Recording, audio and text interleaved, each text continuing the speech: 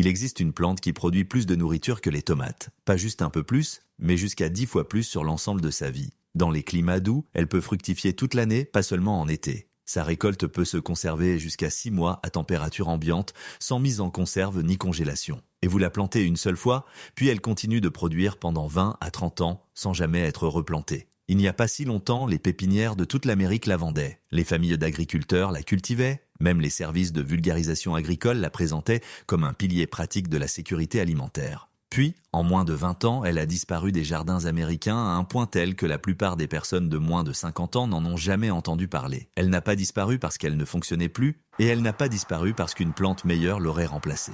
Elle s'est effacée parce qu'une plante capable de vous nourrir pendant des décennies à partir d'une seule plantation menace tout un système fondé sur la dépendance annuelle. La vente de semences, les plants de printemps et les légumes qu'il faut racheter sans cesse. C'est l'histoire de la plante qui est meilleure que les tomates dans presque tous les aspects pratiques. Et la raison pour laquelle elle a été enterrée si profondément que vous avez oublié jusqu'à son existence. En 1940, sur la ferme de ma grand-mère dans le Tennessee. Elle sort une vieille photographie, en noir et blanc, aux bords estompés. On y voit une femme debout à côté d'une plante plus grande qu'elle, dont les branches sont chargées de petits fruits ronds, des centaines, peut-être des milliers. « C'est moi », dit-elle. 1943, c'était mon tomate-arbre. Je me penche pour regarder de plus près. Les fruits ressemblent à des tomates allongées, rouge-orangées, suspendues en grappes épaisses. Elle devenait grande comment ? Je demande. Environ 12 pieds de haut, répond-elle. Cette seule plante a produit pendant 18 ans, jusqu'à ce qu'un gel sévère finisse par la tuer. Et pendant la plupart de ces années, nous en avons mangé presque toute l'année. Nous la transformions en sauce, nous la faisions sécher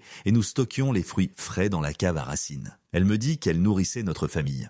Et la moitié des voisins aussi. Aucune replantation. Juste la récolte, alors je pose la question évidente, qu'est-ce qui lui est arrivé ? Elle me regarde comme si je parlais de quelque chose venu d'un autre monde. Ils ont arrêté d'en vendre après la guerre, dit-elle. Plus personne n'en voulait. Tout le monde voulait des tomates ordinaires, des tomates hybrides, le genre qu'il faut replanter chaque année. Et c'est à ce moment-là que l'histoire cesse d'être nostalgique et commence à sembler intentionnelle. Je ne savais pas pourquoi le tomate-arbre de ma grand-mère était meilleur. Je savais seulement que ce qu'elle décrivait ne correspondait pas à ce que tout le monde considérait ensuite comme normal. Acheter des graines, acheter des plants, recommencer chaque printemps. La plante dont elle parlait a un nom, Scyphomandra betacea. Nom commun, tamarillo, aussi appelé tomate-arbre. Elle est originaire d'Amérique du Sud et a été introduite en Amérique du Nord à la fin des années 1800. Dans les années 1920 et 1930, ce n'était pas une curiosité rare. Elle était cultivée en Californie, en Floride et dans tout le sud des États-Unis. Et ce n'était pas du folklore de jardin. Les services de vulgarisation agricole la recommandaient comme une alternative vivace supérieure aux tomates annuelles. Et puis, elle a disparu. Pas de son existence. Le tamarillo pousse toujours. Il est toujours cultivé en Nouvelle-Zélande, dans toute l'Amérique du Sud et dans certaines régions d'Australie. Ce qui a disparu, c'est sa place dans l'agriculture américaine et plus encore, sa place dans la conscience collective américaine. Aujourd'hui, la plupart des Américains n'ont jamais entendu le mot tamarillo. La plupart des jardiniers ignorent même son existence. Et ceux qui en ont vaguement connaissance pensent généralement qu'il s'agit d'un fruit tropical exotique, impossible à cultiver aux États-Unis. Ce n'est pas vrai. Alors laissez-moi vous montrer ce qu'est réellement le tamarillo. Puis je vous montrerai pourquoi il est meilleur que les tomates. Et ensuite, je vous expliquerai exactement pourquoi il a été enterré. Le tamarillo est un arbuste vivace à croissance rapide ou un petit arbre. Une fois établi, il ne se comporte absolument pas comme un légume de jardin classique. Il pousse comme une plante faite pour appartenir à une forêt nourricière. En seulement 2 à 3 ans, il peut atteindre 8 à 12 pieds de hauteur. Il possède de grandes feuilles en forme de cœur et produit ses fruits en grappes, des bouquets serrés qui pendent comme de lourds ornements. Les fruits sont de forme ovoïde, mesurant généralement 2 à 3 pouces de long.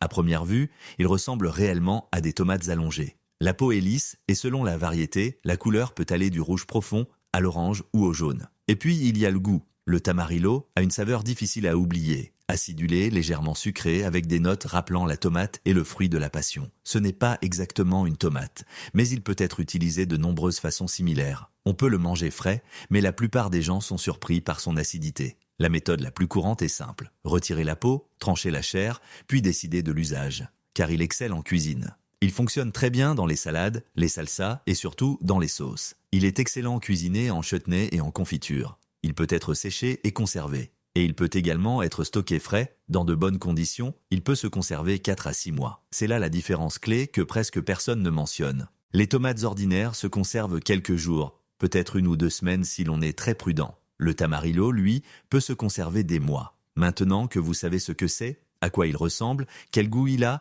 et combien de temps il peut être conservé. Parlons de ce qui le distingue vraiment des tomates, la production. Parlons maintenant de la production, car c'est ici que le Tamarillo cesse d'être simplement intéressant et commence à devenir dérangeant. Un Tamarillo adulte peut produire 50 à 100 livres de fruits par an. Certaines sources rapportent même jusqu'à 150 livres dans des conditions idéales. Et il ne vous fait pas attendre une décennie pour faire ses preuves. La production commence généralement la 2e année après la plantation. À partir de la 3e année, la récolte est complète. Et ensuite, cela continue. Un Tamarillo peut produire pendant 20 à 30 ans. Alors faisons le calcul, parce que ce calcul-là, personne ne veut le dire à voix haute. Une seule plante produisant 50 à 100 livres par an pendant 20 à 30 ans, cela représente environ 1000 à 3000 livres de fruits à partir d'une seule plantation. Un seul emplacement dans le sol, une seule décision prise une seule fois. Comparez maintenant avec un plant de tomates. Un plant de tomates typique produit environ 10 à 30 livres en une saison. Puis il meurt. L'année suivante, on replante. Sur 20 ans, même en étant généreux, disons une moyenne de 25 livres par an pour le même espace, on obtient environ 500 livres au total. Ainsi, sur le même espace et sur la même durée, un seul Tamarillo peut produire de 2 à 6 fois plus de nourriture. Et vous l'avez planté une seule fois au lieu de 20. Mais ce n'est pas fini. Dans les climats doux, le Tamarillo peut produire toute l'année, et non sur une courte période estivale. Dans les régions subtropicales, il fructifie souvent en automne et en hiver, précisément lorsque les tomates ne donnent plus rien. Dans les climats véritablement tropicaux, il peut produire en continu. Et même dans les zones plus fraîches, où il n'est pas parfaitement vivace, il tend à produire sur une période plus longue que les tomates. Par exemple, dans la vallée centrale de Californie, les Tamarillos produisaient des fruits de juillet à décembre avant que les plants ne soient largement abandonnés. Ainsi, vous n'obtenez pas seulement plus de fruits sur des décennies, vous obtenez des fruits pendant des mois où la plupart des jardins sont au repos. Voici donc la question qui ne vous lâchera plus une fois que vous aurez vu les chiffres. Si le Tamarillo produisait plus de nourriture, pendant plus d'années, avec moins de travail, pourquoi les gens ont-ils cessé de le cultiver ? Dans les années 1930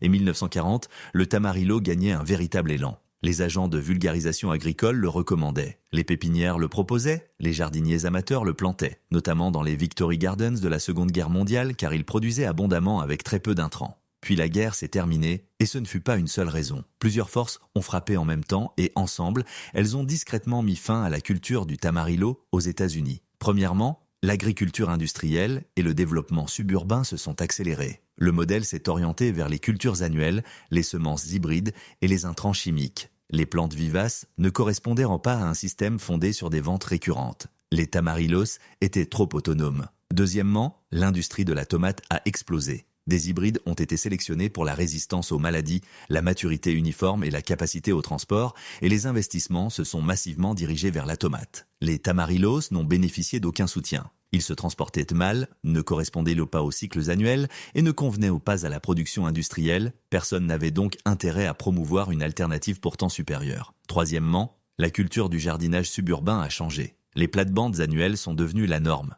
Les Tamarillos sont de petits arbres, ils ont un aspect agricole et ne s'intègrent pas dans la routine replantée chaque printemps dont profitent les jardineries. Quatrièmement, les services de vulgarisation ont changé après la guerre. Ils se sont davantage concentrés sur l'agriculture commerciale et le Tamarillo n'était pas une culture commerciale aux États-Unis. Aucune infrastructure, aucune chaîne d'approvisionnement, aucune pression industrielle. Il a donc cessé d'être enseigné et le savoir s'est progressivement perdu. Cinquièmement, le froid a achevé le travail dans les climats marginaux. Les Tamarillos sont sensibles au gel. Les fortes vagues de froid des années 1950 et 1960 ont détruit des plants bien établis dans des régions comme la Californie et certaines parties du Sud.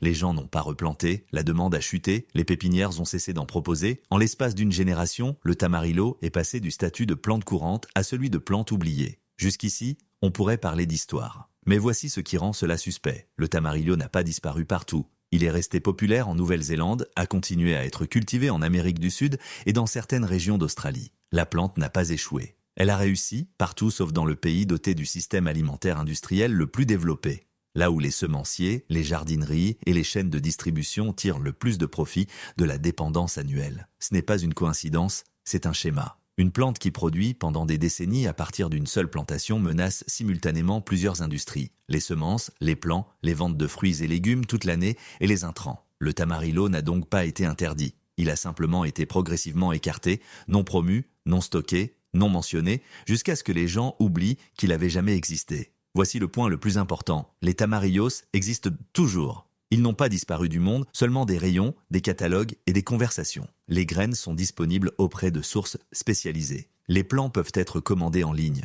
Et dans de bonnes conditions, ils sont faciles à cultiver. Ils ont une seule véritable limite, le froid. Les tamarillos préfèrent des conditions sans gel ou presque sans gel. Ils sont rustiques jusqu'à environ 30 degrés C.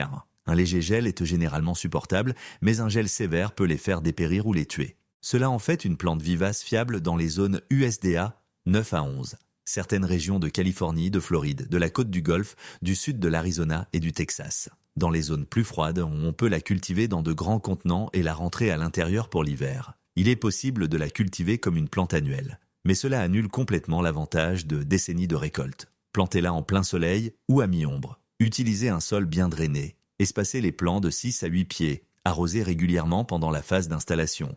Une fois établie, elle tolère relativement bien la sécheresse, bien qu'un apport en eau constant améliore les rendements. La production commence généralement la 2e année et atteint son plein potentiel à partir de la 3e. Récoltez lorsque les fruits sont entièrement colorés et légèrement souples. Ne les arrachez pas, coupez la tige. Conservés au frais, ils durent des semaines. Dans de bonnes conditions de stockage frais, ils peuvent durer des mois. Vous pouvez également les transformer en sauce ou en confiture, les congeler ou les sécher. L'entretien est simple, une taille légère, un apport occasionnel d'engrais, très peu de ravageurs. Comparé aux tomates, les maladies sont rares. Le principal défi consiste à protéger les plants dans les climats limites. Si vous êtes en zone 8 ou à la limite froide de la zone 9, paillez abondamment, couvrez lors des alertes de gel et plantez dans un microclimat abrité. Ou acceptez qu'un hiver particulièrement rigoureux puisse les affaiblir. Et dans le bon climat, le résultat est concret. Une seule plante, 20 à 30 ans de production, 50 à 100 livres par an, très peu d'entretien. C'est une sécurité alimentaire que les tomates annuelles ne peuvent pas égaler. Alors pourquoi si peu de gens les cultivent-ils ?